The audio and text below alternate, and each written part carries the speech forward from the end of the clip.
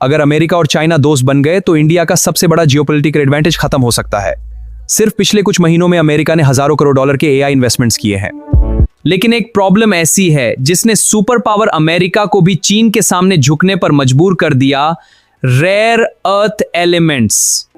और यही वजह है कि डोनाल्ड ट्रंप की चाइना ट्रिप का इतना मजाक उड़ रहा है, क्योंकि लोग इसे सिर्फ डिप्लोमेसी समझ रहे हैं, जबकि असल में यह ग्लोबल पावर शिफ्ट की शुरुआत हो सकती है। देखिए, अमेरिका की सबसे बड़ी कमजोरी अभी क्या है? Rare earth element. Tomahawk missile से लेकर एआई सर्वर्स तक सब कुछ इन्हीं मिनरल्स पर चलता है। प्रॉब्लम यह है कि समारियम जैसे क्रिटिकल मिनरल्स की 90% प्रोसेसिंग चाइना करता है। मतलब अगर चाइना सप्लाई रोक दे तो अमेरिका की मिलिट्री प्रोडक्शन और एआई इकोनॉमी दोनों स्लो पड़ सकती हैं। और यही रीजन है कि ट्रंप इस बार चाइना गए थे पोजीशन ऑफ वीकनेस के साथ। अब दूसरी बड़ी बात, ट्रंप एडमिनिस्ट्रेशन लगातार G2 वर्ल्ड ऑर्डर की बात कर रही है, यानी अमेरिका और चाइना मिलकर दुनिया के रूल्स तय करें। इसी डायरेक्शन में US and China board of trade and investments जैसे नए प्लेटफॉर्म्स बनाए जा रहे हैं, ताकि WTO जैसे ग्लोबल इंस्टीट्यूशंस को साइडलाइन किया जा सके। मतलब फ्यूचर में ग्लोबल ट्रेड डिसीजंस वॉशिंगटन और बीजिंग मिलकर ले सकते हैं, और अगर ऐसा हुआ तो बाकी देशों की बार्गेनिंग पावर कमजोर पड़ जाएगी। अब सबसे बड़ा सवाल, इंडिया को इससे खतरा क्यों? क्योंकि इंडिया का सबसे बड़ा स्ट्रेटेजिक एडवांटेज क्या था? अमेरिका और चाइना की दुश्मनी। इसी वजह से एप्पल की मैन्युफैक्चरिंग स्ट्रेट इंडिया आई नहीं। इसी वजह से इंडिया क्वाड में भी है और ब्रिक्स में भी। लेकिन अगर यूएस चाइना फ्रिक्शन कम होने लगा